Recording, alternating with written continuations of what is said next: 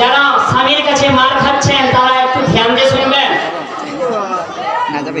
আল্লাহ তাবারক ওয়া তাআলা আমাদের যখন মা বাবা বিবাহিত দেয় কিনা তখন এই স্বামী স্ত্রীর মধ্যে একটা বিচ্ছিন্ন করে দেয়। কি করে দেয়?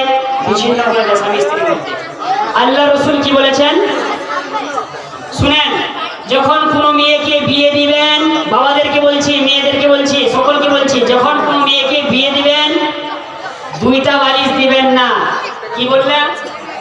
দুইটা কখনো বালিশ দিবেন না, একটা লম্বা বালিশ দিবেন। দুইজনেই যদি মাথা এক বালিশে রাখে কি হবে? সেই জায়গায় মোহাব্বত হবে। একটু মা বোনেরা শুনবেন কিভাবে মোহাব্বত হবে।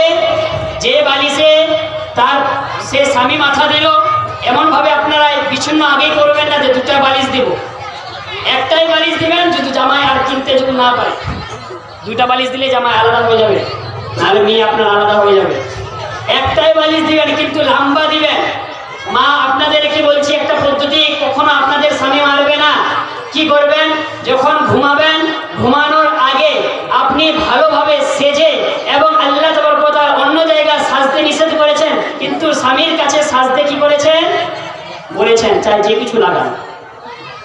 তারপরে আল্লাহ তাবারক ওয়া তাআলা রাসূল বলেছেন তাহার স্ত্রীর মাথার চুলগুলো তাহার স্বামী যেখানে মাথা রাখবে সেই জায়গায় যদি তাহার স্বামী যদি মাথা রাখে, প্রত্যেক দিন সে স্বামী স্ত্রীর মিলন বা সে স্বামী স্ত্রীর ভালোবাসা সমস্ত গ্রাম মানুষ যদি একত্রিত হয়ে যায়, শুধুমাত্র শাশুড়ি না, শাশুড়ি তো সবচাইতে দুশ্মন হয় নাকি? হ্যাঁ বলছে মার, হ্যাঁ সবচাইতে হয়, সবার বাড়িতে হয় না, কিন্তু 99% হয়। সবচাইতে দুশ্মন কি হয়? ছেলের কাছে বাবা মা, মেয়ের কাছে কি শাশুড়ি, শাশুড়ি আপনি নিজের মা বাবা ঠিক আছে আসবে মুরগা জমা করবে, কিন্তু মা বাবা শাশুড়ি বলছে খুবই কম।